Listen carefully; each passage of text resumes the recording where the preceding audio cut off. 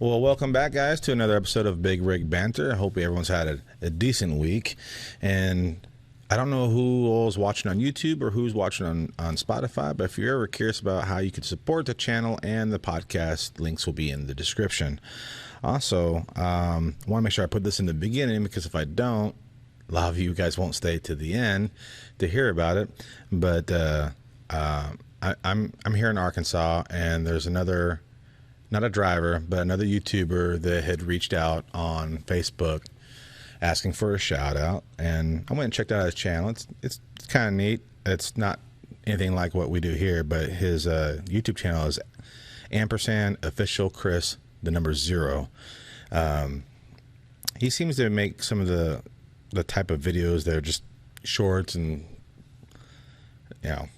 but do him a favor, go check him out, watch one of his videos. Let's go ahead and roll the intro, and we'll introduce our guest for today.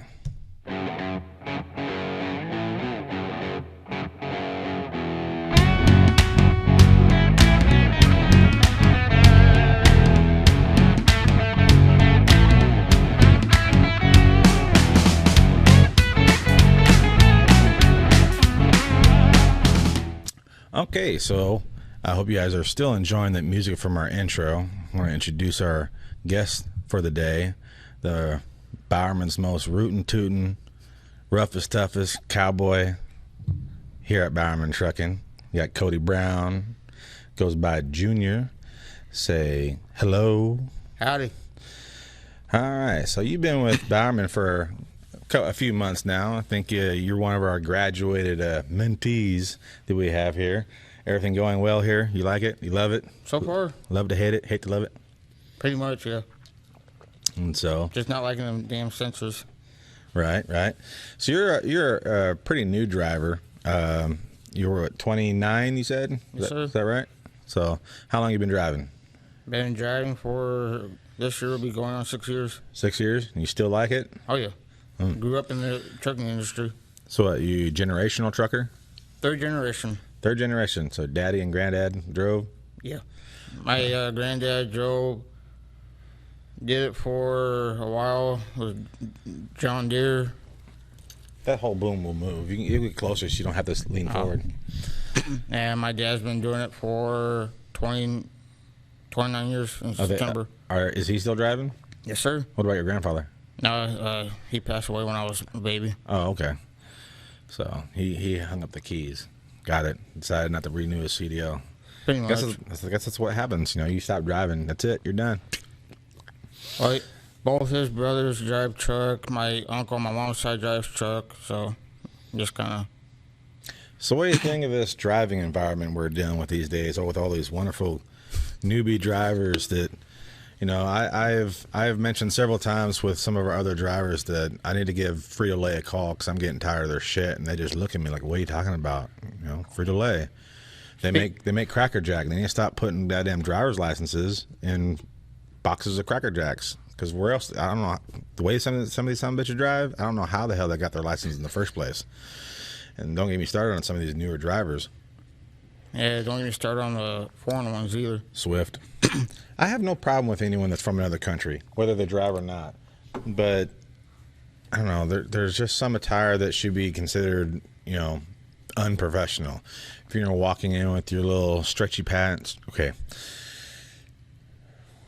scratch that, because I know that some of our larger caliber drivers out there do have to wear, not spandex, but like sweatpants and whatnot. But when you go in and walk, it's got some dingy like t-shirt or whatever, and you're wearing sandals, not just sandals, like flip-flop sandals. I'm like, and what's irritating is most of them wear socks with them. Oh yeah,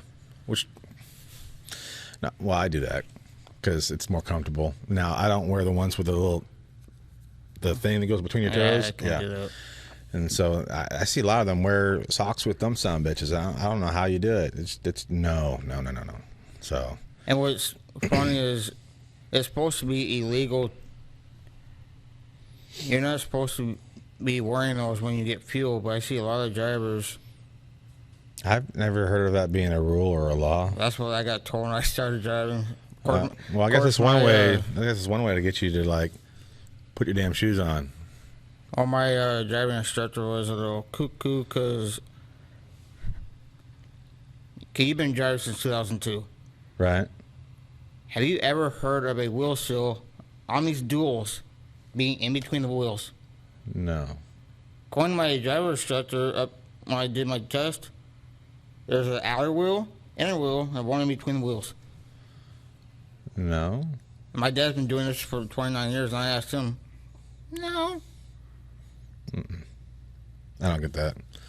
So did you got your license here in Arkansas, or? I got my license up in Missouri, but I had to renew it down here. Well, you didn't have to retest down here, did you? No. Okay. I know that some people have asked if, well, just for regular driver's licenses, I feel like the question comes from the fact that maybe some states used to do this, but I've heard people ask, if you move to a different state, do you have to retake the driving test? And I'm like, no, that's ridiculous. But I feel like California's in there somewhere for some reason from back in the day that, we got to make sure you can drive here. Minnesota's the same way. So I don't know if it's true or not, because I haven't ever moved to California, and I don't plan to move to California. So, well, I'm from Texas, and if I remember correctly, every state that we moved to, my mom and dad had to redo the riding part. They didn't have to do the driving part, they just had to redo the riding part. Why? Doesn't make any sense. So, I mean, that's when they moved to Texas? Because I know I didn't have to do anything when I moved to Arkansas. I moved down here in 2005. Well, my dad got his license up in Minnesota because that's where he's from. My mom was already living in Texas at the time, before I was even born. So I ain't got a clue how that worked. But I know when we moved up to Minnesota back in 2003, they had to redo the writing part and go to the DMV and take a picture. Oh, I've only managed to remember to ask this in the very first podcast. Something I wanted to do, and I keep on forgetting. I always remember after we leave. So a question that I'm wanting to try to remember to ask every person that comes on the show is, do you believe in aliens? I'm sure there's a life form out there somewhere. Okay, do you think that aliens and UFOs have visited us and we have, Do I honestly believe it? No. Oh, look, someone responded. Let's see. Why do you have the on-call phone? Okay. Our other glorious host was informing me that he's taking care of things. He'll be here. Let me see. Let me get some clarification if he for the driver thing or podcast. Question mark. We'll see what he says. And so I have this handy dandy cable set up so I can patch phone calls in. I haven't ever done it, but it's there if we ever do. If there's a guest we might want to have on the show or wants to be on the show that's not here. I did a Zoom show last weekend because the driver was supposed to be here but didn't get in time, and he still wanted to do it, so we installed Zoom on everything and did it via Zoom. The video quality could have been better, but what are you gonna do? And so what kind of craziness have you had to deal with this week? What are some of your favorite over-the-road stories? And does this week count as one of those crazy experiences? Yeah, I can say that. Okay. Tell us about it. What we got going on? I just, like I said, went to scale my load out from Rossville. And Where? Rossville, Georgia. And went to that pilot, seen this four-wheeler driver, had his turn signal on, was on the interstate, decided, and as soon as I'm turning, he decided not to because I had the yield sign. Right. And I did my stop. Right. And as soon as I start rolling, he decides to go flying around me, gets in front of me, slams on his brakes, parks, and gets out and starts cussing me out. And why was he cussing you out? What does he think that you did? He was turning a different direction than you? Yeah, but I guess as soon as I started turning, he changed his mind. So you were turning left, and he was supposed to be turning right, and he decided to go around you and cut you off? No, I was turning right, and he was supposed to be getting so on you're the coming into Georgia? Like, no, I was which pilot? the one off of 59. Oh, okay. Right there before you get to Alabama. Right. I was turning right, go towards the pilot to scale out, and he was coming my way. Had his turn signal on, or at least what I seen with turn signal. I don't know if the camera will catch it. And as soon as I start turning, I guess he changed his mind. Okay, so let me get this straight. So you're on the off ramp. Yeah. And you're wanting to turn right to go to the pilot, and he was coming up the road. Yeah. With the turn signal on, it said that he was going to get on the highway. Yeah. Okay. All right. I guess he changed his mind at the last minute and goes flying around me. Right. Gets in front of me and parks and gets out and starts cussing me out. He's saying there's a stop sign, blah, blah, blah. And like, no, I have the yield sign. So did he eventually get on the highway like he was? No, he ended up going home. Hmm. Right. And then he got in his work dually, I guess. And well, I guess I can see in that situation where there'd be faults on both sides. Like, did you?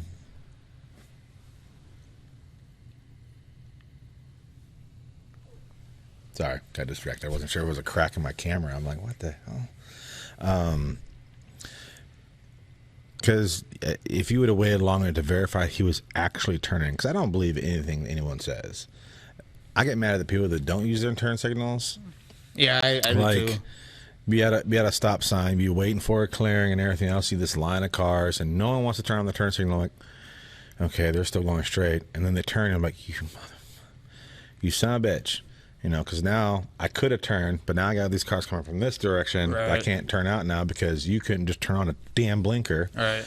And so, but if their blinkers on, they're already head towards me. I'm like, I don't know. I'll watch them closely to see until I start seeing the dip in the hood, so you know that they're slowing down. They're actually planning to turn, but I can kind of see where. This fucking damn it. So, yeah. Anyways, Albert's offering, which would have been hilarious material, at least for me, not so much for him, because he has the on-call phone, and apparently someone's been blowing up his phone like over 20 times since 6:30 this morning. Yeah, I'd be madder than hell too. So yeah, I mean, I don't know what Albert or safety will do. I kind of think in that situation they're going to find fault on both sides, though. Of course, it's definitely going to help if that side camera sees his blinker. Yeah. Otherwise, it's just going to look like you cut him off. That's something you're going to have to deal with. But, and you said that you had an almost encounter there at the truck stop with him when you get ready to leave again after you get done the skilling. There's that gas station. You've been there before, right? At that pilot. I have slept since then. Well, there's a Shell's gas station, I guess, right in front of it. Okay. I guess he went home, got in his work truck, went back to the gas station, and I guess waited for me to leave, and pulled out right in front of me. And he made sure I saw him. Did you happen to note the time? Just like jot it down, mentally remember it. At least that way they can go back and review. Okay, check out the camera footage at this time, because you saw where I apparently cut this dude off and I slammed on my brakes or whatever. But when I went to go leave, the same guy, now in a different vehicle, which again sounds really fucking weird. But yeah, I mean, at least that will help out and say, hey, this is what's going on. This is what I seen. But no, there's a lot of issues, I think, with a lot of the newer drivers Well, see, out here on the road. there's a problem with that. He wasn't a new driver. He was, I would say, late 50s. Well, being old and stubborn and new is pretty damn close to being the same thing. True. Some of these, I mean, because we talked about this before on the show that there's just no. It kind of goes along with common courtesy, but I think a lot of it is just sheer ignorance. Pretty much. But there's no real driver training anymore. And I'm not talking about trucks. I'm talking about just cars in general. Yeah. Like teaching my kids to drive is, it sounds easy. Oh yeah, just push the gas, hold the steering wheel, keep it between the lines. I mean, that's all that's really needs to be done. Just make sure you don't hit anything, don't let anybody hit you, but it's just not sinking in. And I'm just whipping through the whole story of teaching the kids to drive, but I'm wondering what they're missing or what they're lacking as far as like not having a professional driving instructor. I mean, what are we not doing that they possibly would be doing? And so I'm wondering if that's an issue just going across the board, across the entire country with anyone under the age of, let's say, 25 or maybe even under 30 that have, only had, under 30. So they may have had their license for the last 12 years or whatever else, but they're so set in their ways of doing things incorrectly. I think all of us at some point, anyone that says that they don't, I mean, there are some that don't, but anyone that for the most part that says, oh, I don't use my phone or anything like that, blah, blah, you're full of shit. Everybody uses their phone. I think everyone uses their phone. I think there's situations, there's time and places for everything. Like if you're streaming music, obviously if it's pouring down rain, bumper to bumper traffic's moving, people are cutting in and out, that's probably not the time to go ahead and let me find a different song, or whatever. But I have a thing that, that if I have to do something, I'm going to do it when it's straight, it's clear, there's no one around me, no crazy traffic to, change that song or change the playlist or whatever, for example. But then you see these people that are like holding the steering wheel like this. I'm like, yeah, man. Especially, I see it most often, and then like when we're bumper to bumper because there's a major accident. Right. I'm like, you know what? The asshole that just got in an accident in front of you was doing the same fucking thing. Why don't you put your damn phone down? I want to get a speaker mounted underneath my my hood, a PA speaker, and just turn on the P on the CB. I'm like, put your effing phone down. Pay attention to what you're doing. Or I do it. Speed up. I would, if I did that, I would kind of make it scary, kind of ghost face. Put your phone down. Oh, okay. Okay, I got you. Something like this. Put the phone down now. Yeah, kind of like that. It's a neat toy. And speaking of drivers holding the phone, just last week I saw one of our drivers. I was coming into Little Rock and they were on their way to Memphis. Clear as could be, right here going down the road. Did you happen to see what they were doing? No, he had his phone over here. Was it mounted or was he holding it? He was holding it. Kind of sounds like a FaceTime call. If he was holding it like off over here. Or maybe he was filming a video. Look at me, I'm driving. I'm totally safe. Yeah, he was just going down the road. No. And so, yeah, this week was crazy. I do plan on posting another show later on with the audio from this experience. So this week was a prime example of shippers and or receivers messing with our time. I mean, it started off, this whole week just started off right out the gate, just butthole shitty. Pretty much, yeah. I went up to Jonesboro to pick up, and they were running behind. Surprise, surprise. I mean, when Jonesboro Frito-Lay is running behind, they run behind. Something I get to look forward to tomorrow. So, well, do you have a trailer number already? I haven't looked. Okay, well, check to see if if you have a trailer number, it's likely ready, because then they update the emails and send it out. Because if there's not a trailer attached to it, it's not loaded. But the information I had showed that it was able to be picked up Sunday at noon to Monday at noon or whatever. I'm like, okay, that tells me it's not due out until noon Sunday. And so I called at 8 o'clock when I got up. I knew I was going to sleep in a little bit because it wasn't going, where was it going? It was going to Oklahoma City. So it wasn't even going that far. I wasn't that worried about it. Mine's going down to Fayetteville, Tennessee. Okay. But yeah, I called them at 8 o'clock. I'm like, hey, is this ready? No, it's not even on the dock yet. Okay.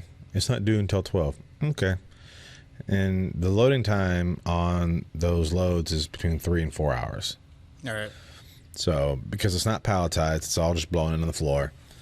But I called them again about, 10 o'clock, I think. And I was like, hey, just checking on it. Has it been, maybe they put a trailer in a door yet? And I think he said, no, not yet. And so, but I went ahead and decided to head up there, came up here to the yard, got my truck, got up there about 12:30. It's about the time it was due. By starting my time at 10 o'clock, my 14-hour stops at midnight. So there's no way I'd be able to operate past midnight. I wouldn't have driven that late. Anyways, that's besides the point. But I waited up there. I think it finally got done like around 12:30 midnight. I woke up and started my time at 1 o'clock and just took off. The next day, got up at like 11:45 p.m. Drove all the way to frickin' Texas. Picked up in Oklahoma, back to Clarksville, and then Morrilton, then Fort Worth. And then I got a load going down to New Orleans. Yay! That one was fun. That shipper is one of those grocers that they want to break everything down. They have to count everything because, you stole something out of the truck apparently. I don't know why grocers do this. I mean, I guess they just get their jollies off on detaining us for whatever reason. I have no idea what the reason or why they think it's necessary to basically hold us captive. If for those of you listening or watching that don't understand what I'm talking about, some receivers, grocers in particular, Customers. Yeah, well, not necessarily a final customer, but yeah, the receivers. We'll say like Associated Grocers is famous for this. Oh yeah. Some Cisco plants are like this, but so you'll have your load. So is Walmart. 30 pound. Well, depends on which Walmart you go to because they're usually pretty strict about the 2-hour limit to get you out of there. True. But grocers in general, Walmart's big. Not every grocery store is affiliated with Associated Grocers. So you'll on one of your pallets on your trailer might have like, it's got 4 layers of product. Each layer is a different product. They'll want to break this down into one product per pallet because the way it's all stored in their warehouse. The lumpers, they'll charge you for breaking it down and restacking. They won't sign your paperwork till all the breakdown and restacking and re-shrink wrapping is complete. They're going to make you wait for all of that. They'll turn your 24 pallet load into like 40 pallets because of all the mixed pallets. And all the while, you've been empty for like 30 minutes. They take everything off, put it on the dock, you're empty, you're done. And they're going to make you wait. Nap time. And it could take 2 hours, 4 hours, 6 hours for them to break down all these pallets. And, well, the shipper sealed your trailer. You arrived, they cut the seal, so they know it's been sealed from point A to point B. Right. If they're missing anything, they should just deal with the shipper directly. But they make the drivers wait till all that's done. Why? I have no idea. But if you're late for delivery, they throw a huge fit. They'll treat you as a work-in, which if you're already going to be there for 6 hours, if you get treated like as a work-in, you might as well just like start your 10-hour break at that point. And so they're going to throw a fit and everything else and treat you like garbage because you're late. But they'll go ahead and detain you in their dock for up to 6 hours while they break down all these pallets, making the next shipper you go to, why you late. And the unfortunate thing about the industry is you might show up at that next shipper late. It's not your fault that Associated Grocers or Cisco Foods or whatever grocer or whatever receiver you're at that decided to take their sweet ass time getting you unloaded, getting your paper back to you, making you late. They're like, we've heard every excuse in the book. We don't care. They don't care that you say that a receiver held you up. They have no reason to believe you. All right. Because I'm sure there's a lot of drivers that make up all kinds of wild, outlandish claims of why they were late. And so they've heard everything. They don't want to hear it. All they know is you are late, regardless. So they're gonna treat you like you're working all over again. So even if you park down the street, like 30 minutes down the street from where you're delivering, and your pickup's 30 minutes down the road, because of this whole grocery situation, then wanting to hold you up, and then the next one wanting to hold you up because you're going to be treated like a work camp because you were late, you can spend a full 10 hours in a 1 hour radius, all because one outfit decided to be a bunch of dicks. Pretty much. So now it doesn't help that sometimes we're dispatched efficiently. Like you have a drop and hook or a live unload at 8 o'clock at a shipper that, you know, get in and out, no problem, 30, 40 minutes. Oh, your reload's not till 2. And it needs to be delivered the next morning at 8 o'clock. I'm like, that ain't gonna happen. Your math isn't mathing, dude. So, but I had one of those last week. Now, I don't know how they want us to deal with it. I'm sure every driver deals with these situations a little bit differently. But, yeah, I'm done with trying to lie or convince brokers. It's a waste of my time. I just tell the dispatchers and let them deal with it.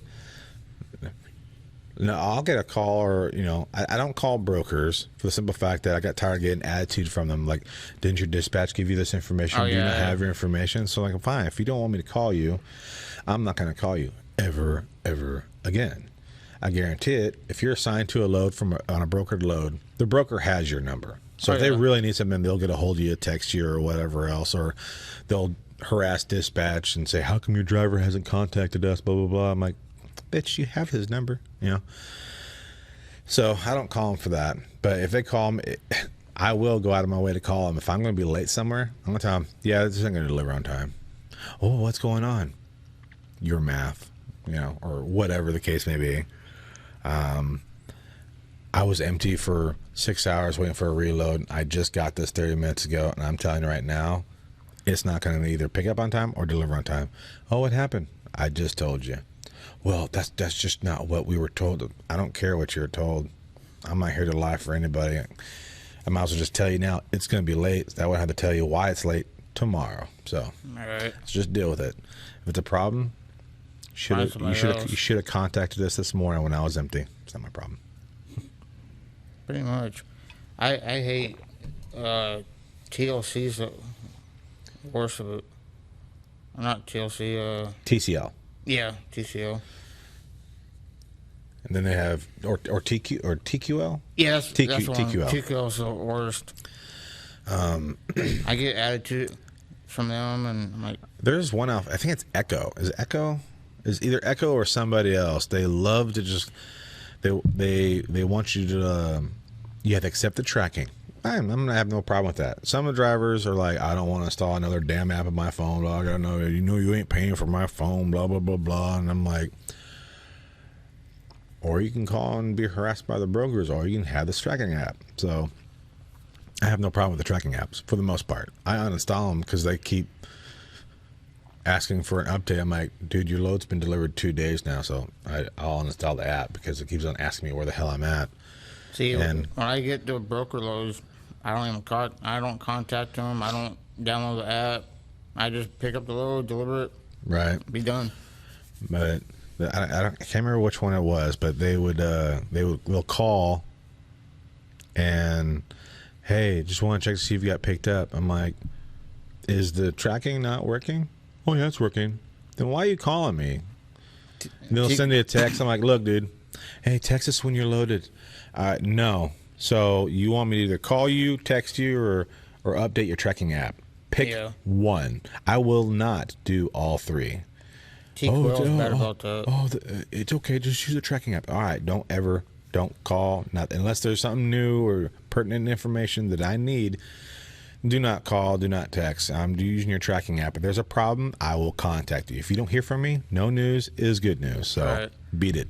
T-Quill was bad about that. There's a few of them are like that though. Before I came over here, I was working for a buddy, and I was under a TQL load out and delivered over there in somewhere in Virginia. From point A to point B, I kept getting phone calls from them. I flat told them, do not call me. I will let you guys know when I pick it up. I will let you know when I deliver. Right. Do not call me. Then use a freaking tracking app. I don't really care. The load will get there when it gets there. Right. And I flat told him, you keep bugging me, I'm just gonna delay the damn load. I don't give a shit. I'll drive slower. Don't threaten me. I'll just slow this bitch down. And then I told Allie, because she was my dispatcher at the time. Right. And she goes, okay, I'll take care of it. Allie. Weber. Like is the girl whose husband works in the Yeah. She's not still here, is she? No, she left before the week before I started here. Oh, okay. But that is one of Buddy's daughters. Oh, okay. Yeah. So who's your dispatcher? I guess whoever answers the freaking phone. You're not primarily assigned to anybody? Okay. When someone calls you on a Friday to let you know what you're doing Sunday or whenever you're loading out, who is it that normally calls you? Tammy, Abby, or Brandy. Oh, okay. Well, so we're not here to talk ill will about anyone here, because after all, we are here. So, but yeah, dispatchers. There's lots of funny memes about dispatching in general, and I think it pertains more to the brokers who we deal with in their dispatch here. So every once in a while they'll have those time travel requests. This needs to be there yesterday. You should have told me yesterday. Yeah, I hate those. Yeah, a lot of the problems with different lanes, it tends to be those that are brokered instead of the ones that are just our customer loads. The broker loads, I'm like, I see a lot, and it happens way too often, and especially when, in order to make some of these work, you have to like be driving 80 miles an hour just to have a chance at possibly getting it done on time. They always ask, well, where's your driver at? I know this because I've worked in dispatch, and I ran as an owner operator in a sense many years ago. So one of the first questions they usually ask you, well, where's your driver located at? Okay, so he's about 50 miles away. He's 30 minutes away. He's an hour away, or whatever the case may be. And you look at the information, you'll see from point A to point B, we'll say it's an 8-hour drive, all right? It's an 8-hour drive, delivers the next day at 8 o'clock. And so, but there's not a total of 18 hours available from the time they're supposed to pick up. And so in those cases, I won't call dispatch, I'll call the broker just to let them know that I think they're a bunch of dumbasses. All right. Hey, what's going on? Oh, this is so-and-so. I drive for so-and-so. I have this load number if you're ready. All right, go ahead. Give them the load number. Okay, you're picking up here and here. What's going on? Your load's going to be late. What? Have you picked up yet? No, I'm not there yet. The appointment's not till this time. Well, what do you mean it's going to be late? Well, let's see. I know this shipper. They have strict appointments. I'll be able to check in maybe 15 minutes early, 30 minutes early. If they do let me in any earlier than that, they're going to put me in a dock and not start on me until about the appointment time. I know from past experience it's going to take them an hour and a half to 2 hours. All right. It is 8 hours away. and by the time if I were to park at the receiver, cool. But chances are, no, that's not going to happen. Then I still have to get a 10-hour break. So the math don't work. And even if I bumped their dock at exactly, let's say 2 o'clock, I bumped the dock and like 2 minutes later, all right, here's your bills, you're loaded. I still couldn't get this load delivered legally on time. So it's going to be late. Oh, do the best you can. I mean, yeah, I could do a sleeper burst split, but I'm sorry, I don't do that for you. No. Mm-hmm. I do that when it benefits me. Yeah, like if I already have like another load set up that I really want to get because that's the load that's going to bring me home. Right. Yeah, I'll split to get this bitch delivered on time so I can get my load going home. Right. And so, because that split benefits me. But, yeah, the past couple of nights I screwed up because I picked up in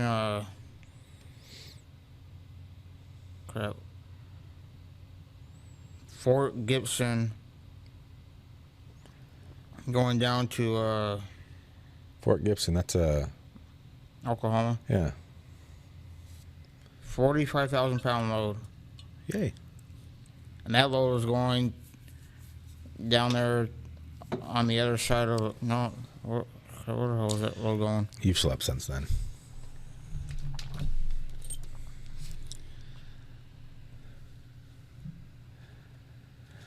Yeah, it was going somewhere in Georgia. Okay, so Georgia. Yeah, because I picked up in Georgia. Past couple of nights, I've been going to bed early and got up about 1 o'clock, 2 o'clock in the morning. And yesterday, I got up about 3 and started rolling. I have no problem getting up super early. I have no problem with that whatsoever. I have no problem, driving a red-eye drive. I don't like my load leaving out to leave at crack of dawn or super early because that means I have to get my fat ass out of my bed, out of my house, get my shit together, drive all the way to work, put all my shit in the truck, and go park my truck, get in the truck, do pre-trips and all that bullshit. But if I'm already in the truck, I have no problem getting up at 11 o'clock, 12 o'clock, 1, 2 o'clock in the morning and go. In fact, it's one of my favorite things to do, like on a Friday morning. If I can get to where I can get up at like 1 o'clock in the morning, 2 o'clock in the morning, and especially if I'm at least 8 or 9 hours from the yard, perfect. By the time I get here to the yard, sorry, I got an hour left. I guess you got to send me home. Hell, I got in about noon yesterday. They send you to get trailers? They didn't even tell me to check in with the shop or washout. Well, you should always do that anyways. I just parked my truck and took a little nap until the wife got here. Yeah, I've camped out in the yard just for a little bit, especially if I get in and I have like 4 or 5 hours left. I had about 4 hours. I'll let them know, hey, I'm here. I'm just hanging out.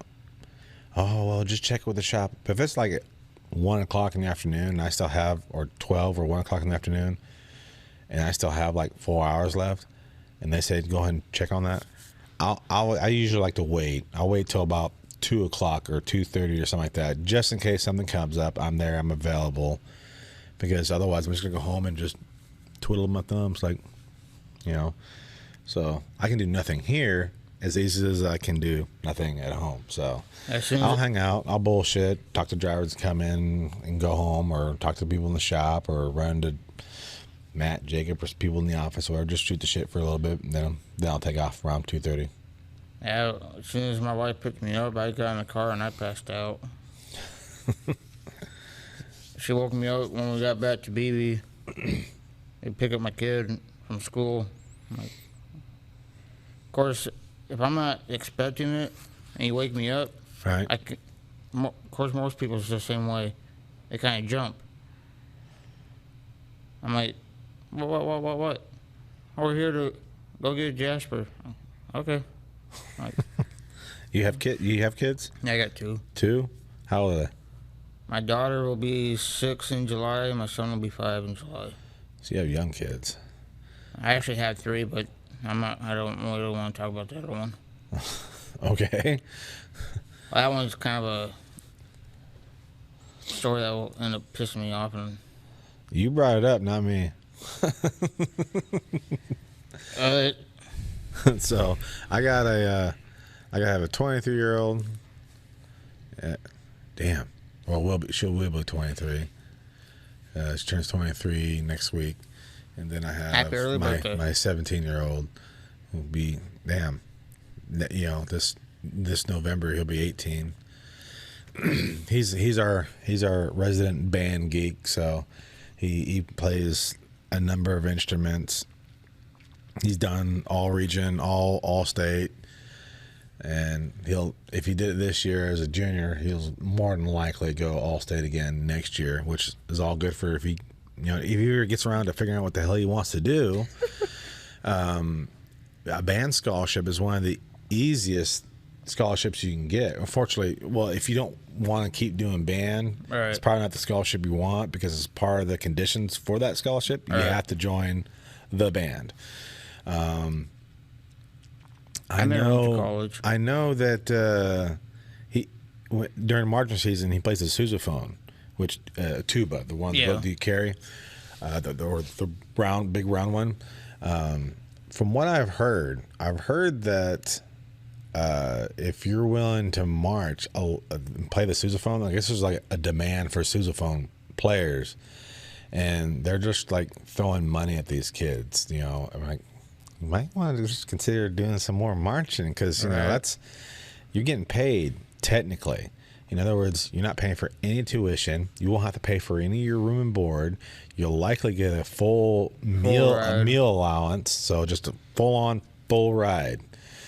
And so you should really need to consider these things, because college not getting cheap. I mean, I don't recommend anybody go to college. I know it sounds weird. I didn't go to college, but that's not why I'm saying that. My wife has did all the schooling. It's one of those things that they push while you're in school. Oh, you have to go to college. You have to get this master's degree or your bachelor's degree. You're not going to make any money. Bitch, I didn't go to college. I make more than you. So, I mean, it's simple. It's blue collar, but it's work. In the beginning, a lot of us enjoyed this whole driving thing. It's become less and less fun. Pretty much. Part of that's because of these newer drivers that don't know anything. The other part of that is because was that Zach? I don't know. He said, "Oh, back there." Oh yeah. Part of that is, damn it! You made me lose my train of thought. This son of a bitch. These newer drivers, and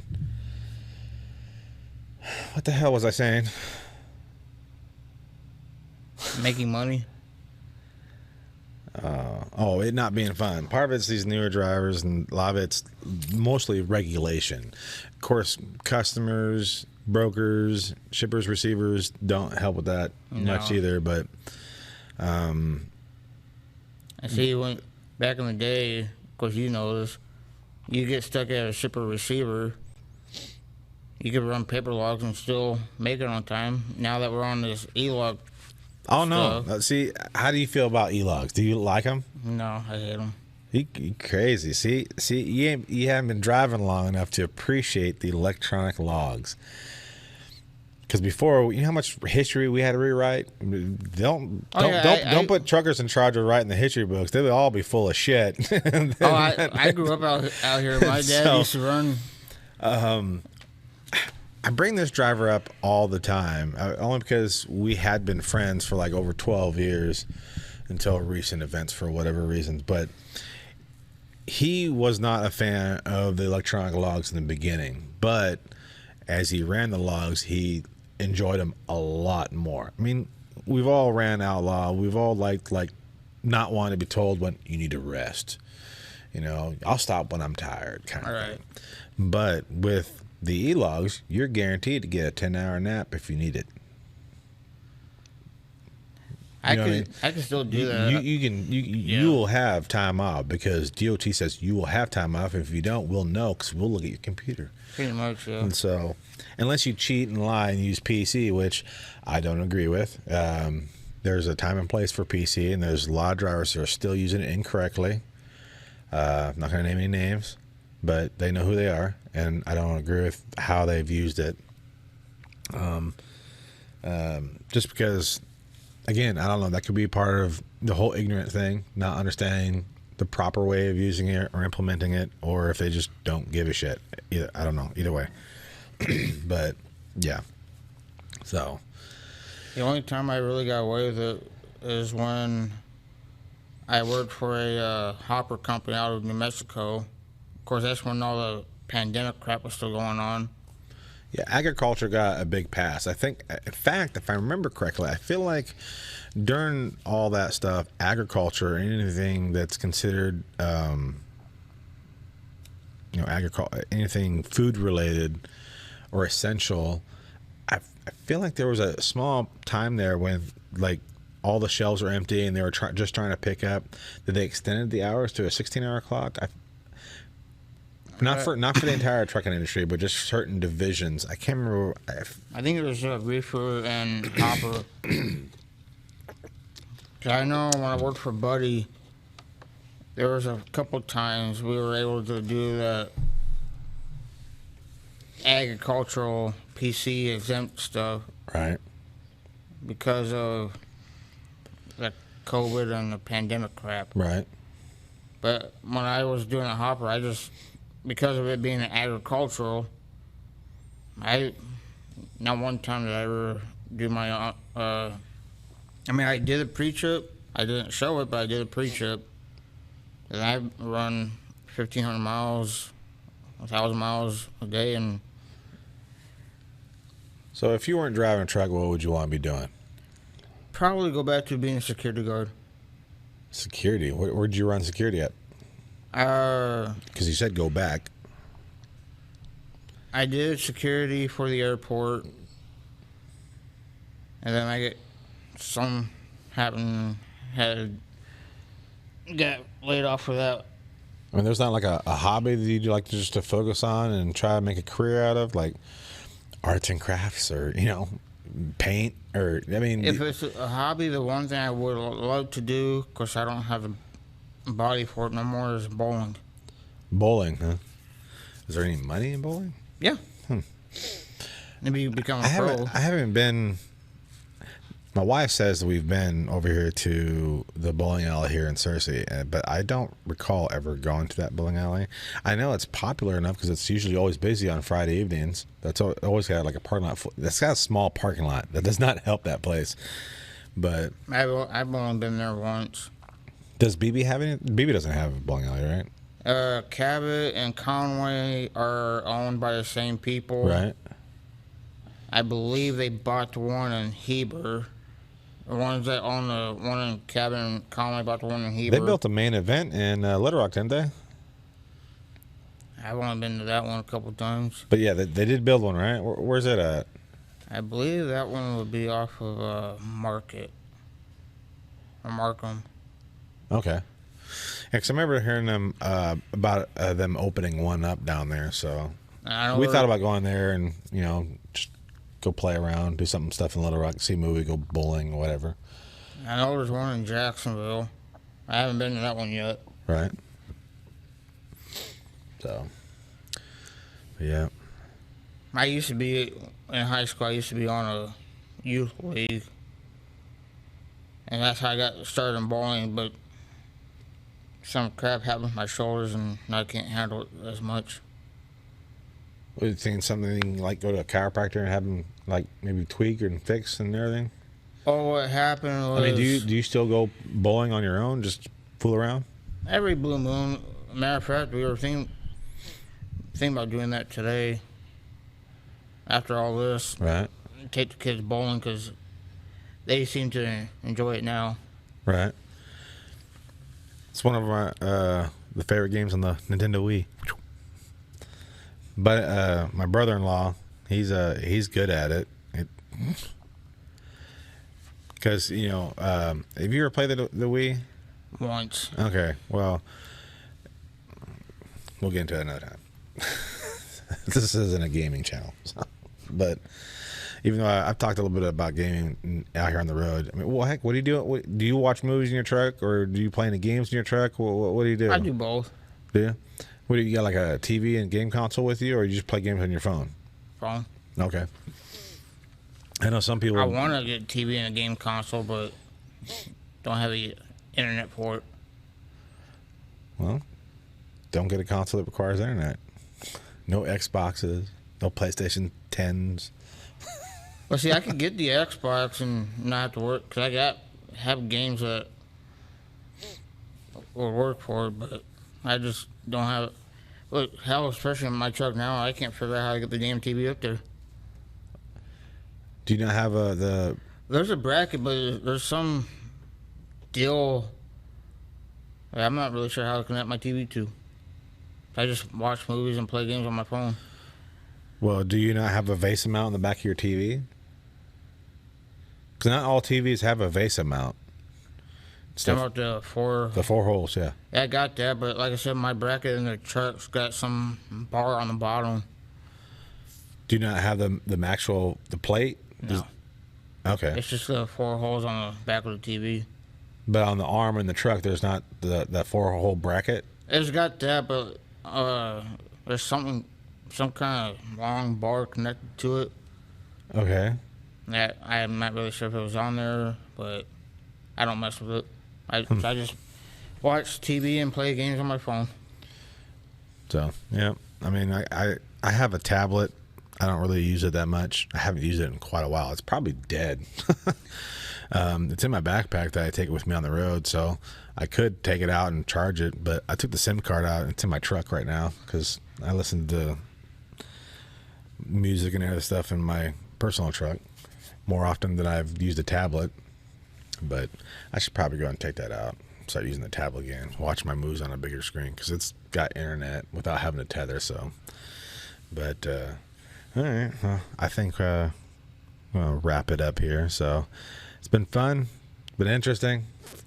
It's interesting to see the different types of people that we get on the show, and so we'll hope everyone enjoyed the content, and hope everyone's going to have a good weekend, and hopefully next week we'll have more people show up, because try and wrangle. Remember, I mentioned that we can do the Zoom podcast. So if that's something you're interested in, be sure and reach out and send us a message on Facebook, or send us an email here on Gmail. The email and everything should be in the description or in the about page or whatever. So if you haven't done so, be sure and click that subscribe button, click the little bell icon, let us know what you thought about the show by leaving a comment in the comment section below, and we'll see you next time. So everyone stay out of trouble, especially this guy.